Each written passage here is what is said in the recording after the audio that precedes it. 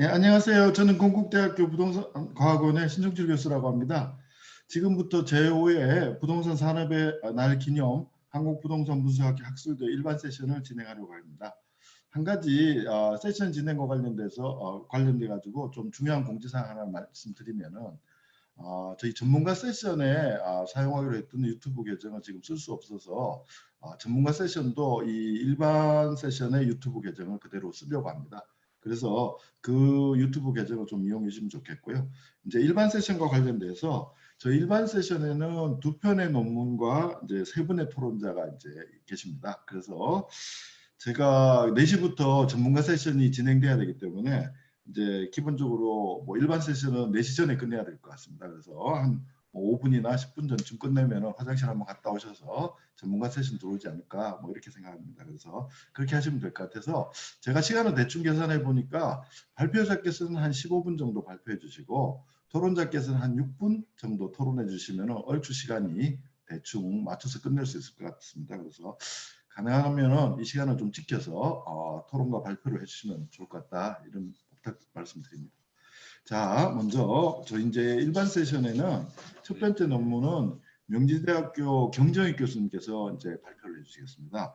경정익 교수님께서 발표해 주신 논문 제목은 블록체인에 의한 부동산 산업과 시장의 혁신에 관한 연구입니다. 뭐 이 최근 이슈가 되고 있는 이 블록체인과 관련돼서 전체를 한번 정리해 주시는 그런 기회가 되겠습니다. 경 교수님께 발표를 부탁드립니다. 감사합니다. 네, 안녕하세요. 방금 그 신 교수님으로부터 소개받은 명지대학교 부동산대학원의 경정익입니다. 제가 오늘 발표를 할 내용은 블록체인에 의한 부동산 산업과 시장의 혁신이라고 이렇게 주제를 정했습니다. 발표를 할 순서를 먼저 연구한 개요로부터 해서 블록체인 기술이 어떤 것인지, 또 블록체인 기술이 부동산에서 어떻게 활용되고 있으며 앞으로 블록체인은 우리 부동산의 산업이나 시장에서 어떤 혁신적인 그런 변화가 있을 것으로 조망되는지, 그리고 결론순으로 이렇게 말씀을 드리겠습니다. 자, 먼저 이 블록체인이라는 기술은 가트너에서 매년 그 하이퍼사이클을 이렇게 그리는데요. 스마트 컨트랙트라든지 아니면은 공공에서의 블록체인 활용, 그 다음에 은행 금융 쪽에서의 블록체인, 그리고 암호화 기술이라든지 ICO 이런 부분들은 상당한 그 진전이 있는 것으로 이렇게 지금 판단하고 있습니다. 또한 2020년도에 이렇게 10대 그 전략적인 기술을 이렇게 발표한 내용을 보면은 2018년과 19년에도 물론 그 블록체인이라는 기술이 들어가 있을 뿐만 아니라 금년도에도 이제 좀 더 진전된 그런 실용화된 블록체인이라는 것이 이렇게 핵심적인 기술로 이렇게 가트너에서는 판단하고 있습니다. 이 블록체인이라는 것은 지금 이제 금융 부분뿐만 아니라 뭐 자산 관리라든지 아니면 공유 부분, 그 다음에 뭐 물류 관리, 공공, 의료, 이건 다양한 분야에서 블록체인은 법령 기술로 이렇게 활용되고 있는 기술이기도 합니다. 바로서 이제 이 WEF에서 그 제4차 산업혁명의 7대 기반 기술로 블록체인이 그 핵심 기술이다 이렇게 발표를 한 적이 있고요. 가트너에서는 2027년도에 전 세계 GDP의 10%를 차지할 정도로 아주 중요한 기술로 이렇게 블록체인을 말하고 있습니다. 특히 그 국내의 그 다양한 활용 방안을 모색하고 있고요. 그다음에 공공이나 특히 그 프로테크 쪽에서도 비즈니스 모델이 많이 개발이 이렇게 되고 있죠. 또한 그 국내외적으로도 공공과 기업체 이런 쪽에서도 부동산 분야 블록체인이 다양한 국가에서 이렇게 되고 있고, 우리나라에서도 2018년도에 그 블록체인의 공공 선도 사업의 하나로 이렇게 선정이 되어서 블록체인을 활용한 부동산 종합공부 시스템 시범 사업을 2019년도에 제주도에서 실시한 바 있습니다. 금년도 들어서는 한국판 뉴딜에 진위형 정부에서 19개의 그 블록체인 활용 실증에 바로 이 부동산 거래에 관련된 것이 선정이 되어 있고요. 과학기술정보통신부에서도 마찬가지 실대 분야 중에 부동산 거래를 추진하겠다고 이렇게 하고 있습니다. 국토부에서 발표를 한 자료에 의하면은 스마트 컨트랙트 기반으로 한 부동산 거래 서비스 활성화를 금년도부터 해서 2020년까지 이렇게 추진하는 것으로 이렇게 되어 있을 정도로 블록체인은 우리 부동산 분야에서 앞으로 많은 그런 변화와 혁신을 줄 그런 기술로 이렇게 되고 있어서 이번 연구는 이제 이런 블록체인이라는 기술이 어떤 기술인지 하는 것을 정확히 이해를 하고 또 부동산의 활용을 안목을 확대하는 그런 데 목적을 두었고요.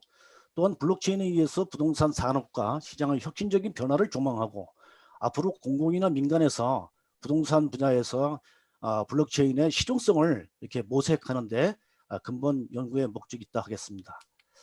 자, 블록체인의 기술은 2008년도에 사토시 나카모토라는 필명에 의해서 비트코인과 피어투피어 캐시 시스템이라는 논문을 암호학 전문가 수백 명에게 논문을 발송하면서 시작이 되었습니다.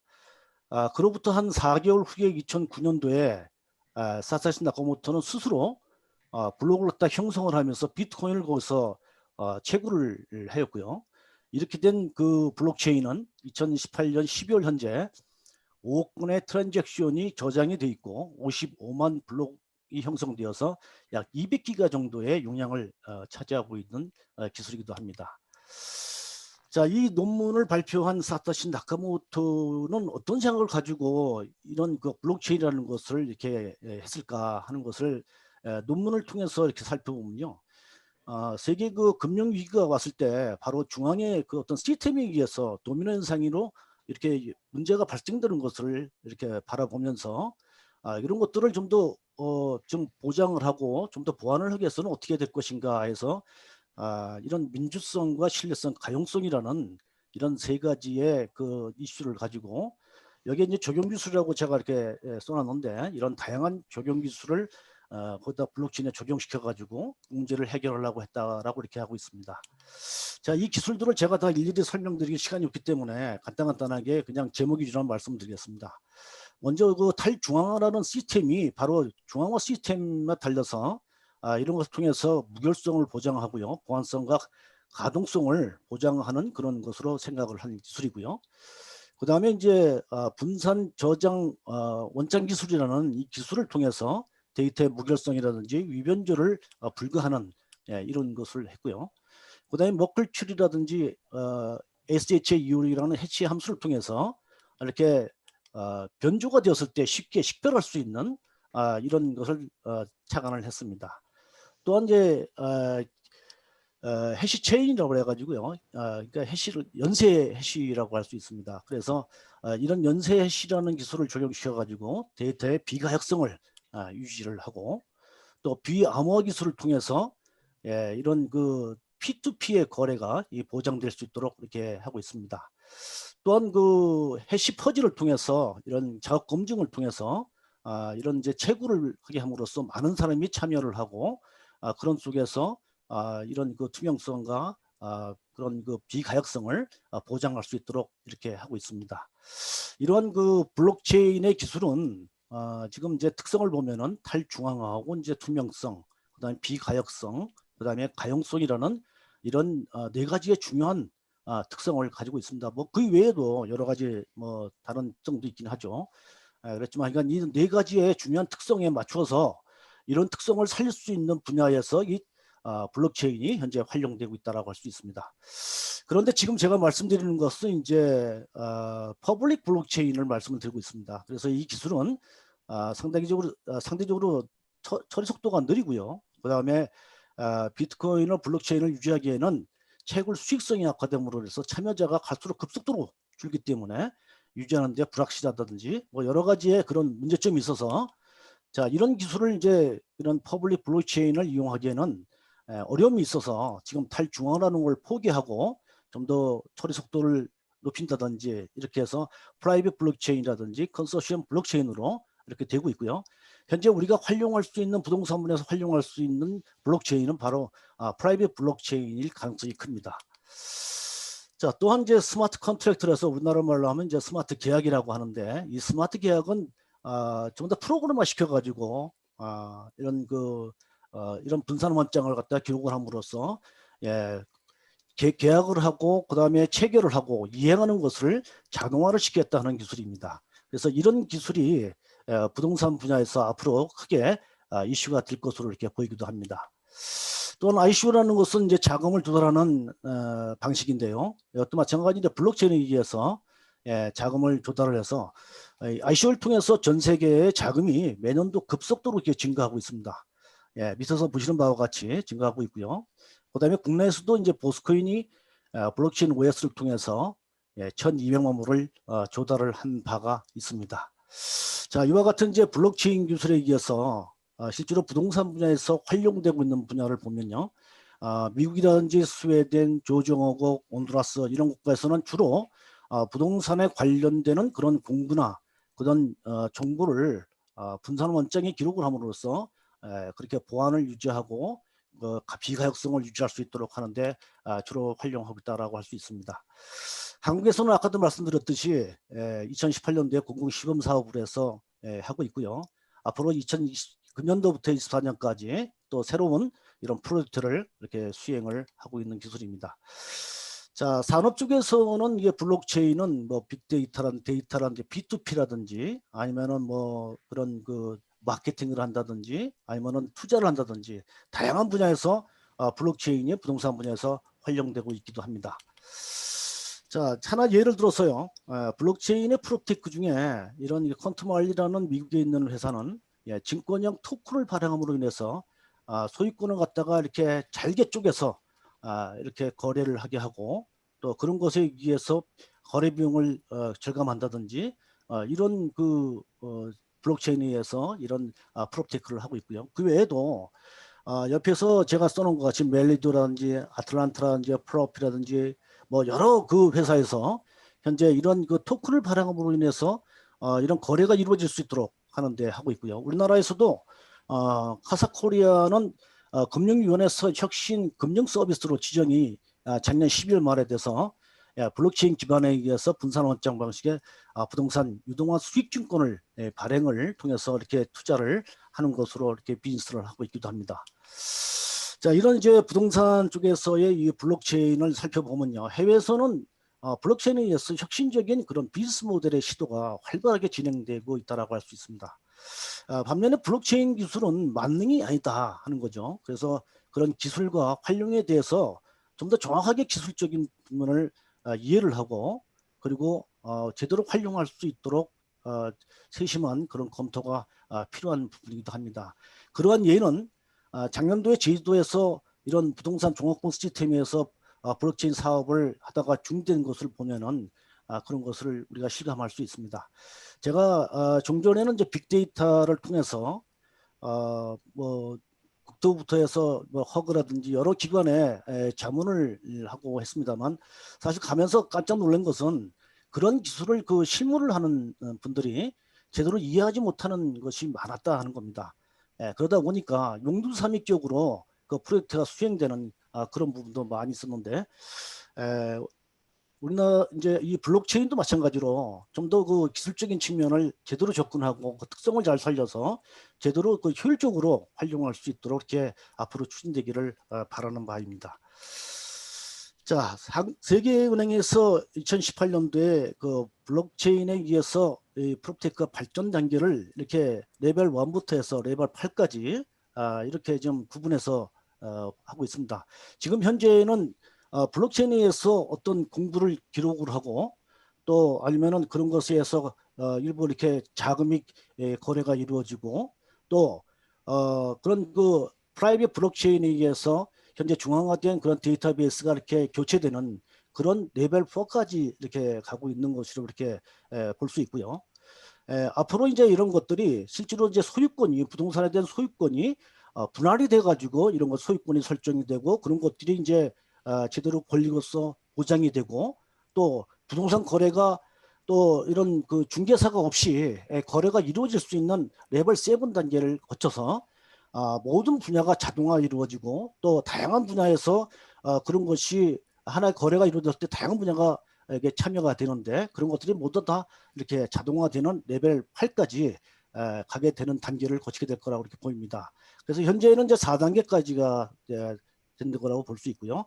앞으로는 5단계부터 한 8단계로 가게 되지 않을까 이런 생각을 해봅니다. 자, 부동산 분야에서 블록체인이 앞으로 어떤 혁신적인 그런 변화를 줄 것인가 하는 것은 블록체인에 그 적용할 수 있는 환경 자체와 우리 부동산의 환경이 거의 잘 그 맞는 그런 관계라고 이렇게 보입니다. 따라서 우리 부동산 분야에서의 그런 그 안전성과 신뢰성, 그다음에 신속성, 편리성, 또 이런 코로나로 인한 비대면의 상황에서 부동산 분야에서 블록체인은 혁신적인 그런 변화를 줄 거로 보이고요. 또 ICO라든지 아니면은 STO, 증권형 토큰을 얘기합니다. 그래서 이런 ICO나 STO에 의해서 블록체인의 프로테크가 더욱더 확대되고 발전될 것으로 이렇게 보이기도 합니다. 제가 생각하는 이제 앞으로 우리 부동산 분야에서의 혁신적인 분야는 이런 이제 블록체인 기반으로 하는 부동산 거래 통합 플랫폼을 이렇게 운영함으로 해서 부동산 시장에서 참여하는 이런 정부나 뭐 다양한 이런 참여자들이 이런 블록체인에 의해서 모든 것이 이루어짐으로 인해서 거래 시간을 단축을 하고 거래 공간을 글로벌화 시켜서 이렇게 국내에 한정하지 않고 세계가 하나의 부동산 시장이 되는 이런 쪽으로 갈 것으로 보이고요.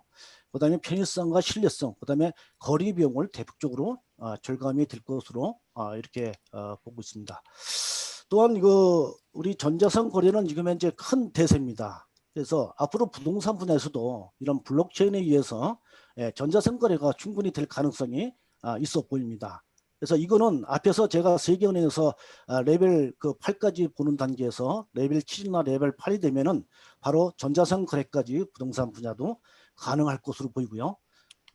그다음에 이제 이 ICO라든지 STO에 의해서 부동산에 관련되는 그런 자금을 조달을 하고 그런 자금은 부동산을 개발한다든지 아니면 임대 사업을 한다든지 또 아니면은 부동산을 갖다 투자한다든지 또 아니면 프로테크하는 그런 개발하는 자금을 조달함으로 인해서 부동산 분야에서의 그런 그 프로테크가 앞으로 더욱더 활발하게 이렇게 이루어질 것으로 이렇게 보입니다.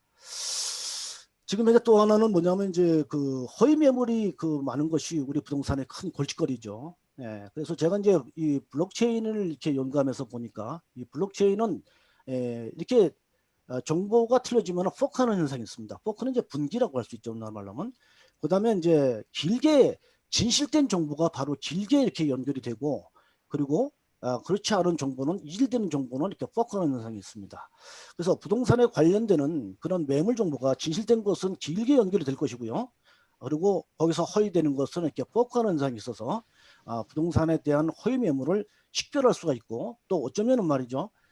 이걸 좀 더 개발을 하면은 진짜 그 신뢰할 수 있는 정도가 신뢰도가 몇 퍼센트인지 하는 것까지도 이렇게 될 것으로 이렇게 보입니다. 또 하나의 방법은 이제 하이퍼 레저라는 것이 있는데요. 블록체인에 이런 하이퍼 레저를 통해서 합의 검증을 하고 그다음에 그것이 제대로 맞는지 하는 것을 다시 한 번 더 동의하고 정렬하는 과정을 통해서 부동산의 허위 정보를 이렇게 식별하고 방지할 수 있는 이런 기술이 블록체인으로 가능성이 있어 보입니다. 자, 가트너에서 이 발표한 자료에 의하면 디지털에 대한 파괴적인 혁신이 일어나는 것이 지금 2030년이 되면은 이런 혁신적인 변화가 있을 거라고 이렇게 하고 있습니다. 또한 4차 산업혁명에서 보면요. 그러면은 특징 중에 뭐냐면은 급진적이고 파괴적이고 융복합적인 이런 특징이 있다라고 하고 있어요. 제가 앞에서 말씀드린 여러 가지 몇 가지 모델을 제시했습니다만 이런 것들은 상당히 급진적이고 내가 시작할 때는 파괴적으로 공사도 이렇게 될 뭐 것으로 이렇게 보입니다. 앞에 거의 끝났습니다. 그래서 이제 지금 누르거나 앞에서 네 가지를 이렇게 말씀드린 것을 통해서 부동산은 공공 서비스라든지 거래, 그다음에 투자, 금융, 개발, 프로테크 이런 분야에서 혁신적으로 이렇게 앞으로 될 것으로 보이고요. 또한 그 한국판 뉴딜 사업에서 현재 또 그리고 과학기술정보통신부라든지 이쪽에서 부동산 거래를 블록체인에서 하겠다는 것으로 나와 있어요. 그래서 이런 것을 통해서 볼 때 앞으로 부동산 분야에서의 이런 그 블록체인에 대한 정책을 부동산에 그 참여하는 전문가라든지 이런 분들이 좀 주도적으로 역할을 좀 더 관심 가지고 해야 할 필요성이 있다라고 이렇게 보입니다. 또 하나는 뭐냐면요. 뭐 부동산 산업의 날 기념 행사이기도 하기 때문에 한 가지 더 말씀을 드리면은 중소기업 창업지원법의 4조가 작년 9월에 바뀌었습니다. 그래서 기존에는 배제되는 지원하는데 배제하는 기업이 부동산 산업이 있었는데 부동산 산업이 배제되는 기업에서 빠졌습니다. 예, 그래서 부동산 산업도 혁신적인 그런 분야라고 한다면은 창업을 지원해 준다는 것이 나와 있어요. 그래서 우리 부동산 분야에서도 앞으로 이런 블록체인을 포함한 이런 다양한 이런 프로테크가 좀 더 확대되고 발전될 수 있을 거라고 보여서 그런 분야를 좀 더 관심 있게 바라볼 필요가 있다 이렇게 생각이 되고요. 우리나라의 부동산의 그 시장이나 이런 이제 프로테크는 국내에 한정되지 않을 거라고 보입니다. 그래서 글로벌돼서 세계와 경쟁을 하고 국제적으로 경쟁을 해야 되는 것이기 되기 때문에 좀 더 이런 분야에 관심을 가지고 과목을 좀 더 많은 학교에서 과목을 개설해서 후학을 그 좀 양성을 하고 그다음에 논문 발표를 많이 하고 창업이 많이 좀 더 활발하게 이루어질 수 있는 기회가 되었으면 하는 것이 제 바람입니다. 예, 이상으로 발표를 마치겠습니다. 굉장히 큰 많은 내용들을 이게 뭐한 10여 분에 발표해 주신다고 진짜 고생하셨습니다. 뭐 이게 경정익 교수님께서 어찌 보면 이제 앞으로 부동산 산업의 미래가 되겠죠. 여기에 이제 가장 기반이 되는 핵심 기술인 블록체인과 관련돼서 여러 가지 이야기들을 많이 요약해서 발표해 주셨습니다. 경정익 교수님의 발표와 관련돼서 한성대 조재호 교수님께서 토론해 주시겠습니다. 조재호 교수님께 부탁드립니다. 예. 네, 조재욱입니다. 저도 동일하게 이 긴 내용을 이렇게 굉장히 짧은 시간에 해주시느라고 참 감사하고, 저도 개인적으로 이제 블록체인 강의를 하는 사람으로서 정말 수고드렸다는 말씀과 함께 이제 알 수 없는 미소가 지어집니다. 왜냐하면 이렇게 빠른 속도로 들은 분들은 사실은 거의 이해를 못 하시는 분들이 대부분이시거든요. 그래서 이거를 말씀하시면서도 참 고민이 많으시겠구나 하는 그런 공감이 좀 되었고요. 전반적으로 굉장히 내용을 잘 정리해 주셨습니다. 조금만 추가를 하자면은 지금 카사 코리아가 이제 국내에 되고 있는 거 말씀하셨는데, 그거 외에도 지금 현재 부산 블록체인 특구에서 세종텔레콤이 이제 샌드박스로서 지역 내 이제 특구에서 진행을 하고 있고요. 저도 이제 많이 공감이 됐던 거는 이제 정책을 추진하는 것도 좋고, 근데 그거 이전에 그 담당자들의 이해도가 굉장히 떨어진다는 말씀을 해주셨는데, 예, 그런 측면에서 같은 이제 저희 뭐 연구하는 입장으로서, 그리고 그 연구한 내용을 이렇게 전파하는 입장으로서 굉장히 많이 공감이 되는 말씀이었습니다. 그리고 말씀하시면서 이제 블록체인의 좀 국경을 넘어서는 특징, 이게 비단 창업이나 서비스뿐 아니라 이 서비스 자체가 국경을 자꾸 넘어선다는 특징을 해주셨던 점도 굉장히 인상이 깊었습니다. 이제 제가 몇 가지 말씀드리고 싶은 거는, 하나 좀 중요해 보이는 게 허위 매물 근절에 대해서 말씀을 해주셨는데, 그때 이제 포크라든지 이런 내용들을 해주셨는데, 사실 엄밀히 말하면은 블록체인의 포크는 진위 여부를 판단하는 건 아니고 롱기스트 체인 룰에 따라 가지고 단순히 다수가 합의한 것에 대해서만 맞다고 판단을 하는, 어떻게 보면 굉장히 이제 내재적인 결정에 따라 가지고요. 허위 매물을 100% 근절할 수는 없을 거로 보이고, 오히려 이와 관련된 거는 그 오라클이라고 하죠. 외부에 있는 정보를 블록체인으로 가져올 때 이것을 어떻게 하면은 좀 최대한 신뢰 문제를 줄이면서 가져오느냐, 이러한 부분인데, 이것을 어떻게 우리가 좀 제도적이고 동시에 이제 사회 경제적으로 인센티브를 적절하게 부여하면서 설계를 할지, 이것에 이제 좀 더 깊은 논의가 이루어지면 좋겠고, 교수님께서 이제 그런 부분을 잘 그래도 건드려 주신 것 같습니다. 그래도 조금 포크의 부분에 대해서는 좀 말씀을 드리고 싶었고요. 부동산 이제 거래 플랫폼에 대해 말씀해 주셨는데, 저는 이제 개인적으로 여기에서는 플랫폼 자체도 중요하지만은 다른 플랫폼과 이것이 어떻게 연결이 되느냐, 특히 타 블록체인 플랫폼과 어떤 연결성을 가지고 도시나 국가 차원에서 이것을 구상을 하느냐가 또 굉장히 중요하다고 봅니다. 예를 들자면은 부동산 플랫폼 자체만으로 되는 게 아니라, 이제 현재 많이 논의가 되고 있는 CBDC, 그러니까 중앙은행 디지털 화폐 같은 것이 연계가 되면은 자연스럽게 이 플랫폼에서 사용되는 뭐 토큰 화폐라든지 이런 것도 해결이 될 테고, 굉장히 파급 효과가 클 것으로 예상이 되고요.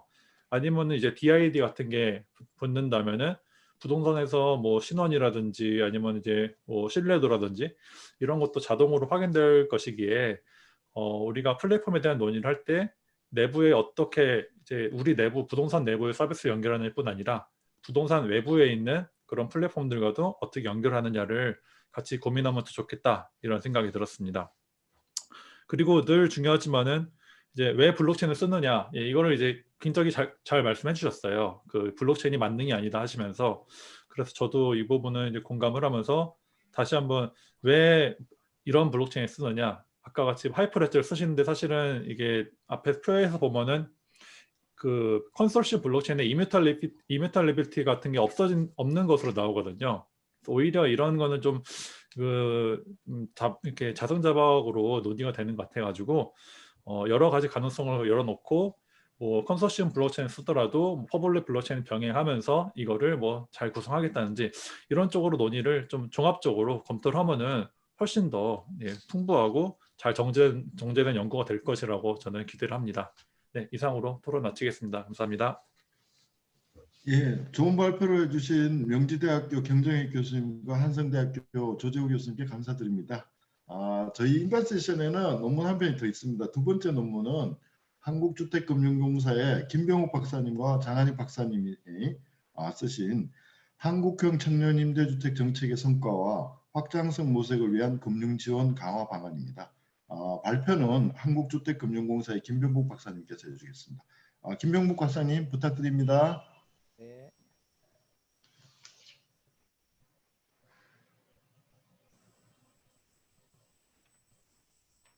네, 안녕하십니까. 주택금융공사의 김병국입니다. 이번 시간에는 한국형 청년임대주택 정책의 성과와 확정성 모색을 위한 금융지원 강화 방안에 관한 연구 주제로 말씀을 드리겠습니다.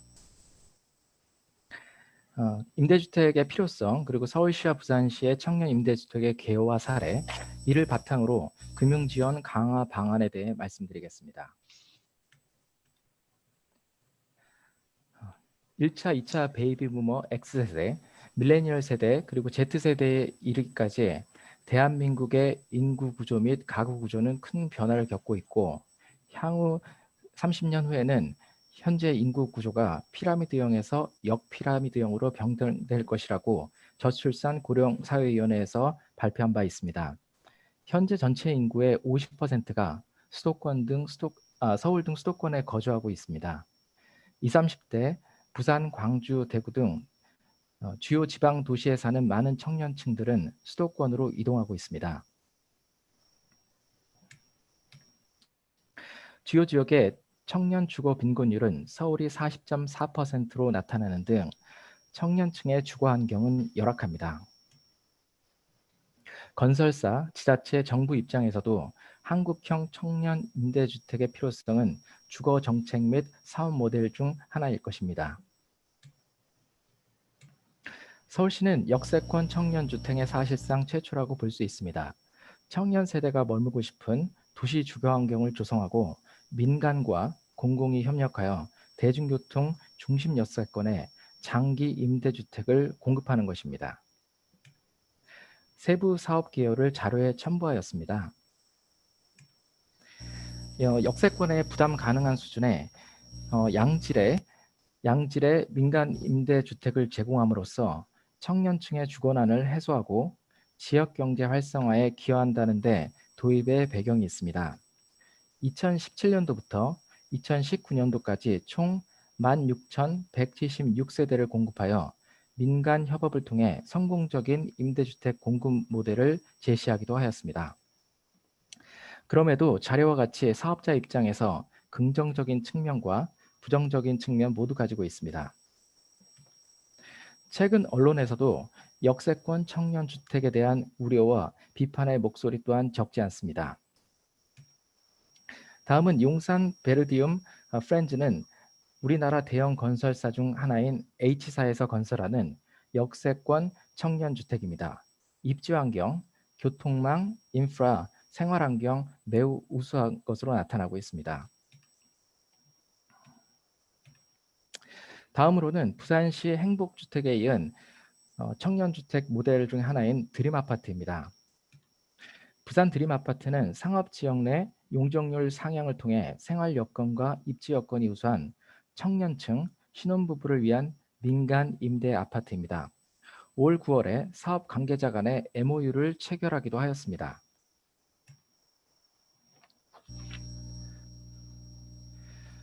그런데 부산시의 경우에는 서울시에 비해 상대적으로 열악한 재정 여건과 지방 부동산의 특성상 드림 아파트의 성장성에는 한계를 보이고 있습니다. 부산시 드림 아파트의 외부 환경과 상품 역량 분석을 통한 수합 분석을 통해 사업 수행 능력을 갖춘 지역 건설사가 입지 여건이 우수한 지역에 청년 세대를 위한 임대주택을 공급할 수 있는 금융 지원 강화 방안을 제시하고자 합니다. 7대 도시 중 인구 유출이 가장 크고 특히 청년층의 전출 비중이 가장 높은 부산에 필요한 방안일 것입니다. 이를 위한 금융 지원 방안은 크게 두 가지로 말씀드리고자 합니다. 첫 번째는 하이브리드 대출 보증을 도입하는 것이고, 두 번째는 지자체 기금 등과 공동 출자를 통한 청년 임대주택 리트 설립 및 운영에 관한 사항입니다. 먼저 하이브리드 대출 보증은 민간공 협약과 다양한 참여자들의 기여를 극대화한 구조화 보증 상품입니다.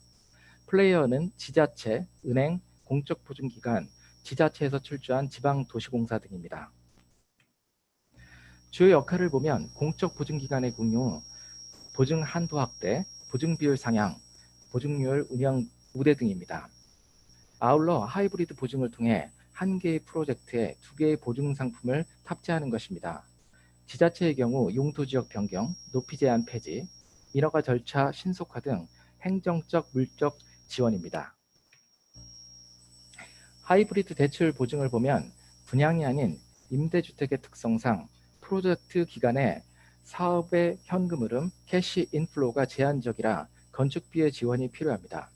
그래서 총사업비 대비해서 단기 은행 대출을 대지비로 조달하고 장기 저리 대출인 기금 대출로 건축비를 조달하는 구조입니다.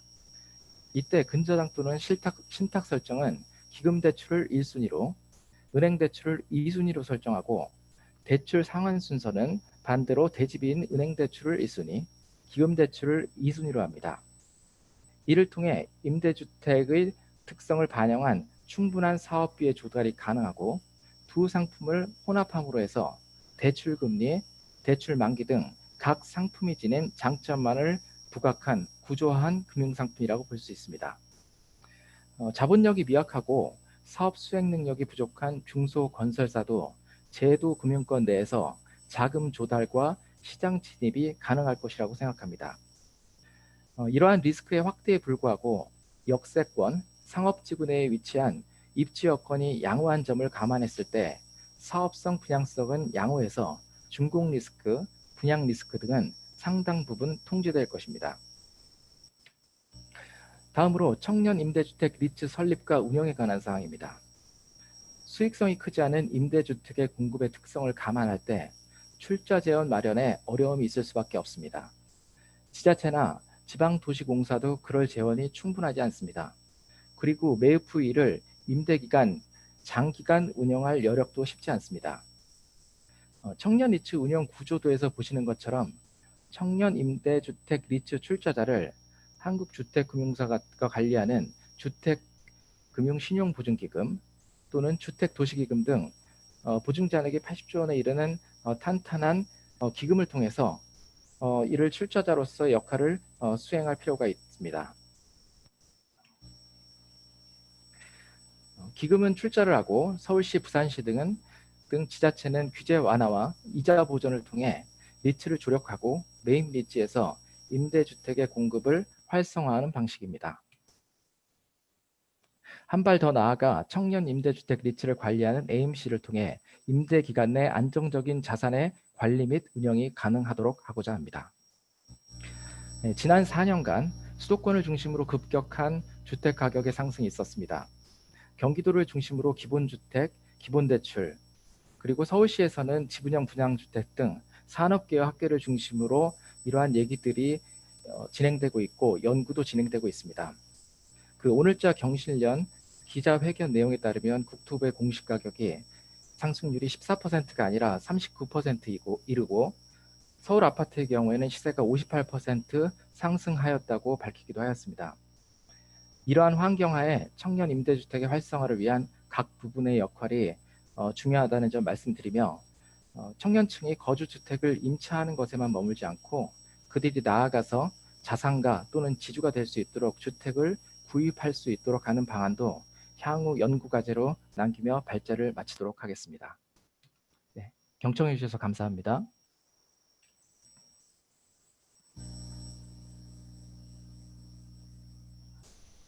예, 뭐 저기 그 한국주택금융공사의 김병욱 박사님께서 한국의 뭐 청년 세대의 주거 문제 해결을 위한 여러 가지 아이디어들을 제시해 주셨습니다. 발표를 좀 빨리 해주셨어요. 저희가 이제 시간 여유는 좀 갖게 됐습니다. 그래서 이런 뭐 한국주택금융공사의 김병욱 박사님과 장한영 박사님의 두 번째 논문과 관련돼서 두 분의 토론자가 있습니다. 명지대학교 김준영 교수님도 있고요. 한성대학교 이용만 교수님이 계신데 먼저 그래도 젊으신 명지대학교 김준영 교수님의 토론을 먼저 드려야 되겠죠. 그래서 김준영 교수님 부탁드립니다. 예. 예, 안녕하십니까. 명지대학교 김준영입니다. 예, 잘 들리시는지 모르겠습니다. 잘 됩니다. 네. 예, 그 발표 잘 들었고요.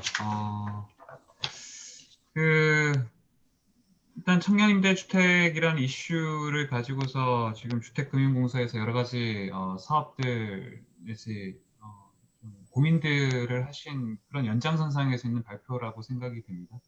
그래서 이 시도 자체가 좀 의미가 분명히 있다고 생각이 들고요. 앞으로 이런 논의가 좀 더 많아졌으면 하는 그런 바람들이 있고요. 이게 좀 사실은 일반 세션이고 학술 세션은 아니지만은 그래도 학술적으로 좀 논의가 되었으면 하는 것들, 그런 것들이 어떤 것이 있을지를 좀 한번 정리를 한번 해본 거고, 이게 김병국 박사님 말씀하신 것에 대한 어떤 직접적인 어떤 코멘트 내지 피드백이라기보다도 이런 주제들이 좀 더 가능할 것 같다, 이런 정도의 멘트 정도로 들으시면 좋을 것 같습니다. 일단은 부산시의 드림 아파트라는 이 케이스가 좀 재밌는 케이스라는 생각이 조금 들고요. 특히 왜 이 상업 지역을 주거 지역으로 별도로 전환하지 않고 그 지역 내에서 이렇게 주거 기회를 제공해야 되는지, 여러 가지 용적률을 그대로 누리겠다라는 그런 부분들이 있는데, 과연 청년 임대주택이라는 것이 또 이슈가 돼서 지역적으로 도시계획적인 고려 내지 검토에 대한 좀 미흡한 부분이 발생하지 않을지라는 그런 좀 개인적인 우려사항이 좀 이 드림 아파트라는 사업 자체에 대해서 조금 들었던 한 가지 좀 생각이 있고요. 두 번째, 결국 핵심적인 아이디어는 하이브리드 대출 보증이라는 상품하고 청년임대주택 리츠라는 이 두 가지 상품이었는데, 두 가지 다 너무 좋은 것 같습니다. 그래서 다양한 어떤 보증에 대한 이슈, 저는 특히 보증이 되게 중요하다고 생각이 드는데, 청년들이야말로 가장 보증이 많이 필요한 거고, 청년들을 위한 어떤 사업들이야말로 가장 보증이 많이 이루어져야 될 대상이라고 보는데, 그 보증에 대해서도 새로운 아이디어를 가지고서 제안을 해주신 건 되게 중요하다고 생각이 들고요. 죄송합니다. 근데 다만 좀 하나 좀 논의 내지 학술적으로 좀 점검이 되었으면 하는 것들은, 과연 이 하이브리드라는 이 실체의 하이브리드함이 과연 무엇인지를 조금 더 정확하게 언급을 해주셨으면 하는 좀 바람이 있습니다. 그 짐작키로는 그 담보권에 대한 성격과 뒤에 상환에 대한 순서가 조금 혼재되어 있다는 그런 부분, 그리고 각각 하나의 보증 상품을 가지고 2개 이상의 사업을 지원할 수 있다는 것에 대해서 발표 내용 중에서 말씀을 하셨는데, 이제 과연 그와 같은 보증이 기존의 보증에 비해서 얼마나 더 어떤 그 청년들이 가지고 있는 상황에 더 유리한지에 대해서 조금 일반화 내지 계량적인 어떤 분석들을 조금 해주실 수 있으시다면은, 그러면은 단순히 부산의 사례만을 가지고서가 아니라 보다 좀 전국적으로 일반화될 수 있는, 서울이나 그런 지역 일반화될 수 있는 좋은 키가 될 수 있겠다는 그런 차원에서 조금 그런 작업들을 학술적으로 좀 더 풀어낼 수 있지 않을까라는 생각이 들고요. 그다음에 두 번째 청년임대주택 리츠와 관련돼서는 저는 일단 뭐 워낙에 지금 청년 주거가 중요한데 관련돼서 쓸 재원이 부족한 상황에서 리츠라는 것을 마련을 해서 하는 것은 저는 되게 뭐 나쁘지 않을 거라고 생각이 드는데, 그 리츠라는 것은 결국 투자 상품이니까 결국 이 리츠라는 사업의 어떤 수익은 과연 어디서 오느냐 하면은 결국은 청년들이 내는 임대료나 그에 대한 지원을 통해서 올 텐데, 이 부분에서 조금 좀 타당성이라고 할까요? 어떤 좀 분석들이 좀 필요하지 않을까 싶거든요. 과연 부산에서 거주하고 있는 청년들이 부산에 지어낸 임대주택에 대해서 낼 수 있는 임대료가 과연 어느 수준인가에 대해서에 대한 분석이 역시 엄밀하지 않으면은 서울에서 지금 역세권 임대주택에서 높은 임대료로 인해서 좀 이슈가 되고 있는 그 문제들을 동일하게 부산에서도 병합할 수 있지 않을까. 과연 부산의 주거 문제를 풀어나감에 있어서 지금 임대주택 리츠를 운영할 정도의 어떤 수익을 과연 낼 수 있을지, 아니면 낼 수 없기 때문에 그에 대한 지원이 이루어져야 되는지, 그럼 그에 대한 공적 지원이 이루어지는 구조라면은 굳이 이와 같은 임대주택 리츠로 가져가는 게 맞는지, 혹시 부산과 같은 상황에서는 도심에서도 많은 빈집들이 존재하는 그런 도심 재생에 대한 이슈도 존재하기 때문에 오히려 빈집들을 활용하는 재원, 그런 차원이 더 부산의 상황에 맞는 대안이 아닐지, 그런 고민들이 좀 현실적으로 존재할 것 같아요. 그래서 그런 두 가지에 대한 아이디어에 대한 제 반응이었고요. 이제 그런 차원에서 이제 다시 전체적으로 좀 돌아가자면은 그 부산의 청년들을 위해서 풀어내야 될 이슈가 무엇인가가 좀 빠져 있다는 느낌은 조금 들었습니다. 그 다른 지역에서 나가야 되는 그런 청년들을 잡기 위한 그런 차원에서 조금 더 전략적인 부산화되는 그런 청년 주거 지원의 대안이 필요할 텐데 지금 말씀하신 금융상품은 도움은 될 수 있을지언정 사실은 그 부산 지역에 대한 로컬 해라기보다도 되게 글로벌한 해일 수 있다는 생각이 들고요. 그런 점에서 좀 부산에 있는 청년들을 위해서 더 특화된 것이 아마 입지나 어떤 그런 좀 주거 이외의 것들을 같이 프로그램화하는 그런 좀 패키지화된 정책들이 오히려 부산화될 수 있는 그런 정책들이 아닌가. 그리고 건물을 짓는 것보다도 부산이 장기적으로 다가올 수 있는 고령화에 대한 이슈를 같이 감안을 해서 빈집에 대한 이슈를 감안해서 그에 대한 어떤 주택 개조 내지 재생과 연관시킨 것이 오히려 청년 주거 지원과 더 연관될 수 있다는 그런 차원이 조금 더 이 프로그램에 조금 더 결합이 되어야 되지 않을까. 그런 차원에서 조금 의견을 좀 드리겠습니다. 앞으로 더 많이 이런 쪽 고민이 좀 되셨으면 하는 차원에서 말씀을 드렸습니다. 이상입니다. 아이고 고생하셨습니다. 그거요.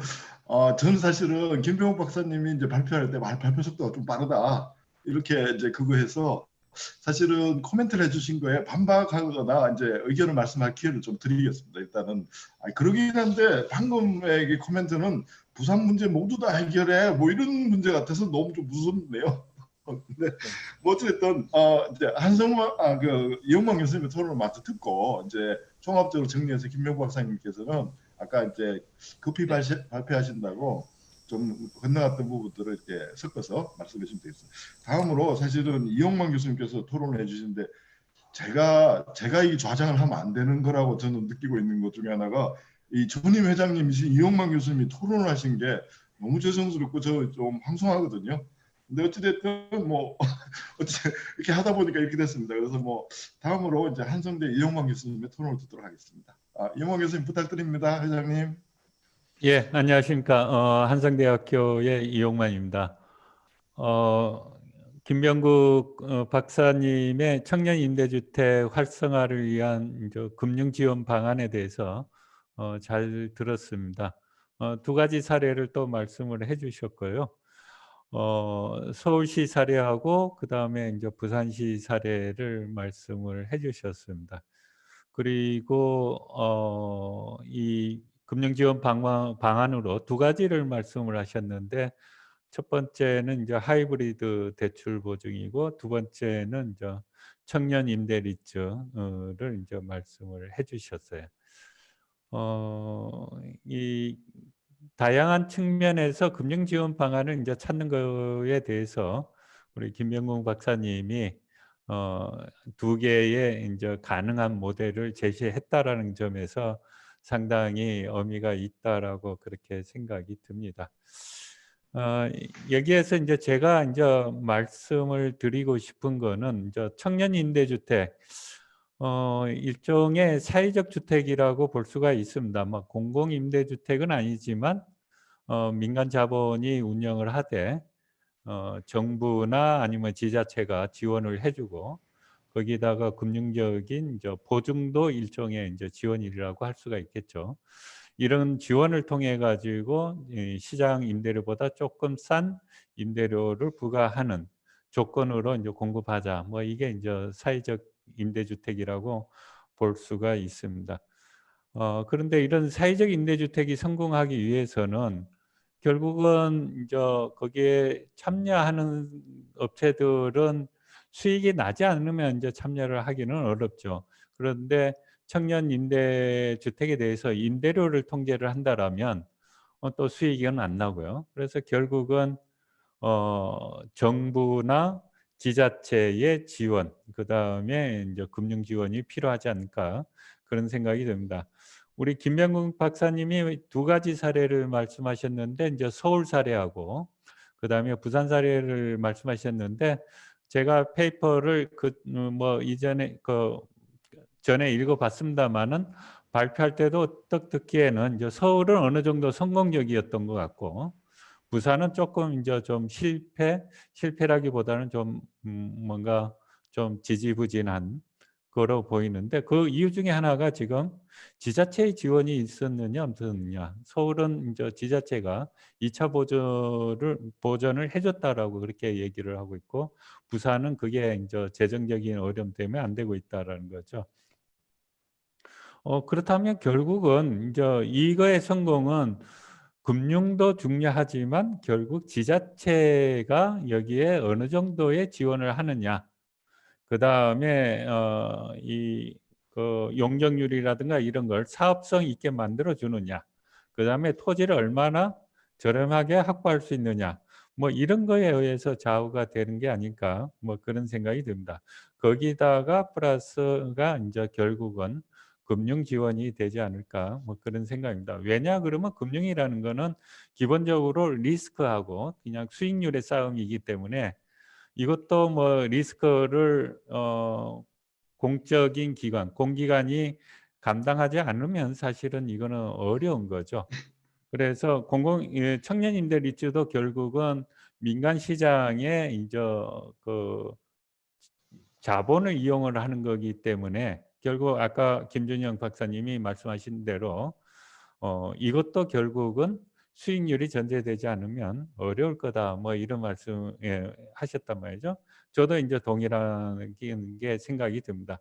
결국은 이게 성공하기 위해서는 밑바닥에 이제 지자체의 지원, 그 다음에 공공기관이라든가 정부의 토지 지원, 거기다가 이제 금융적인 조달의 어려움을 해결해 주는 게 이게 전제가 돼야 되지 않나 그런 생각이 듭니다. 그래서 어떻게 보면 김병규 박사님은 요 밑에 하단이 돼 있다라는 생각에서 이제 위에 금융이 어떻게 지원을 할 거냐 여기에 이제 초점을 맞췄다라고 저는 그렇게 생각이 듭니다. 그래서 결국 이거가 활성화 되기 위해서는 정부나 지자체의 지원이 전제가 돼야 된다. 이 말씀을 드리고 그 위에서 금융적인 상품, 구조화 상품이라든가 이런 걸 통해서 지원이 가게 되면 성공하지 않을까 뭐 그런 생각이 듭니다. 그런데 조금 하나 제가 아까 말씀하신 것 중에 기금의 여유 재원이 이제 출자를 들어가는 거로 그렇게 되어 있습니다. 근데 이제 이 기금이 어떤 기금을 얘기하는지 모르겠는데 뭐 예를 들어 주택 도시 기금의 여유 재원 뭐 이렇게 생각을 하게 되면 여유 재원은 일정한 수익률을 전제로 하고 있거든요. 그 다음에 엑시시 가능해야 되고 그런데 이건 출자를 하게 돼버리면 물론 이 니츠가 나중에 상장이 되면 엑시스를 할 수는 있겠지만 그 전에는 엑시트도 안 되고 그 다음에 이게 출자하면 밑바닥에 깔리는 거라서 수익률이 제대로 안 나올 수가 있는데 이런 것들이 결국은 이제 이 여유 자원으로는 이게 좀 어렵지 않을까 그런 생각이 들고 그냥 주택 도시 기금에서 청년 주택 공급을 위해서 뭐 예를 들어서 저리로 자금을 제공하겠다 뭐 이런 게 있다면 이런 자금들이 들어와야 되지 않을까. 그게 밑바닥에 깔려야지 결국 위에서 민간 자본이 들어오지 않을까. 뭐 그런 생각이 듭니다. 어쨌든 김병국 박사님이 말씀하신 두 가지 하이브리드 대출 보증하고 그다음에 청년 임대 리츠 좋은 아이디어라고 생각을 하고 아마 청년 임대 리츠하고 유사한 게 이전에 이미 공공 임대 리츠라고 있었습니다. 아마 그런 것도 같이 벤치마크를 해보면 성공할 수 있는 제도적인 장치를 좀 더 정밀하게 만들 수 있지 않을까 그렇게 생각합니다.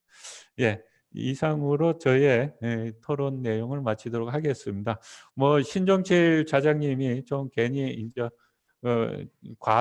저한테 과찬을 해주시고 그런 건데 충분히 자장을 이끌으시는 분이 저는 토론자로서 예, 감사합니다. 예, 네, 감사합니다. 예. 그 뭔가 이 두 분, 이용만 교수님하고 그 김윤영 교수님의 토론에 대해서 김명수 박사님께 이제 반론의 기회를 드리겠습니다. 예. 네, 잘 들리십니까? 예. 예, 예, 반론이라고 그러면 좀 그렇고요. 예, 저희 그 김준영 교수님과 이제 이용병 교수님의 되게 그 중요한 그 코멘트와 의견에 감사드립니다. 특히 이제 뭐 전략적인 그리고 부산화된 그 청년 주거의 대안이 필요하다. 그래서 뭐 주택 개조 그리고 재생 관련된 그 말씀에 대해서 적극적으로 공감을 하고 향후 이런 부분에 대해서 좀 더 추가적인 연구와 새로운 분야의 연구가 필요하다는 의견에 적극 공감합니다. 그리고 계량 분석의 툴을 좀 활용해서 이거에 대한 뭐 효과라든지 이런 데에 대한 그 추가적인 연구가 필요하다는 의견에 대해서 공감합니다. 그리고 리츠 관련해서 이제 출자자의 이제 수익률 관련해서 말씀을 주셨는데 이제 기금 같은 경우는 이제 공공의 성격이 있기 때문에 그 사업 기간 보유 리츠건 아니면 개발 리츠건 들어갔을 때 일정 수익률을 이제 보장하도록 정하고 있는데 그 수익률이 이제 일반 투자자에 비해서 이렇게 높게 설정이 안 돼 있고 그리고 공공 재원 자체가 이제 그러한 목적으로 리츠의 출자 등이 이루어진다는 관점에서 그러한 제안을 드렸다는 점 좀 추가로 좀 설명을 드리도록 하겠습니다. 네, 그리고 그 말씀 주신 것처럼 이러한 사업들이 성공하기 위해서는 그 서울시, 부산시 등 그들의 이제 적극적인 지원, 그 물적, 행정적 지원이 필요하다라는 그런 말씀, 그것이 이제 기본이 전제가 되어야 성공 가능하다라는 그런 말씀에도 예, 충분히 공감하고 있습니다. 이 사업 자체가 그 민간 임대주택 자체가 수익률이 그렇게 높진 않은데 최근에 워낙 그 건설사들도 공급에 있어서 지금 한계가 있고 해서 사업거리가 없어서 민간 임대주택 사업에도 이제 많이 이렇게 뛰어들려고 하는 앞에서 말씀드렸던 그 H건설사도 시공순위 10위 이내에 있는 건설사인데도 불구하고 이렇게 많이 들어와서 이렇게 사업을 하고 있습니다. 그들이 바라는 거는 이제 8년에서 이제 10년 사이의 임대 기간 동안은 주변 시세에 비해서 이제 70에서 80%로 제한된 임대료를 받고 있는데 나중에 이제 그들이 바라는 것은 다시 말하면 장기로 보유하는 것에 따른 그러한 리스크에 대한 노출도 적지 않습니다. 그러나 그들이 기대하는 것은 이제 8년에서 10년 이후에 이제 분양 전환 가격을 자기들이 정할 수 있다는 그러한 장점이 있습니다. 그래서 기존의 이제 공공임대나 민간임대 부분에 있어서는 분양 전환 가격을 통제했는데 이거에 대한 제한이 없기 때문에 그것들을 바라고 이렇게 많이 사업에 이렇게 뛰어들고 있다라는 그런 의견들도 있습니다. 그래서 두 분의 의견 진심으로 감사드리고 향후 이제 공적 보증기관이나 이런 데서 해야 될 역할들 그런 것들이 있으시면 그런 정책적 제언이나 이런 많은 제언들 해주시면 이렇게 할 수 있는 좋은 기회가 있을 거라고 생각합니다. 네, 감사합니다. 예, 고생하셨습니다. 예. 저희가 이게 시간이 조금만 더 있었으면 저 김정인 교수님께도 한번 말씀하실 기회를 드리려고 했는데 54분 이런데 뭐 전문가 세션 하기 전에 한 5분 전에 끝내달라고 제가 요청을 받았거든요. 그래서 뭐 김 교수님께는 죄송하게 생각하고요. 다음 기회에 뭐 말씀을 한번 부탁드리려고 하고요. 어찌됐든 이렇게 해서 한 50분간의 뭐 두 편의 논문과 세 분의 토론자의 토론을 들었습니다. 뭐 이렇게 해가지고 이제 일반 세션을 이제 마무리하려고 하고요. 발표와 토론에 참석해 주신 교수님도 감사드리고 뭐 관심을 가지고 계신 여러분들께도 감사드립니다. 잠시 후 4시부터는 그 제5회 부동산 산업의 날 기념 학술대회 뭐 핵심이라고 할 수 있죠. 꽃이라고 할 수 있는 전문가 세션이 진행되고요. 이 전문가 세션의 경우 일반 세션에서 사용했던 유튜브 계정을 이용해서 그대로 같이 계정을 활용해서 진행될 예정입니다. 좀 착오 없이 잘 접속해서 전문가 세션에도 많은 분이 참여해 주셨으면 감사하겠습니다.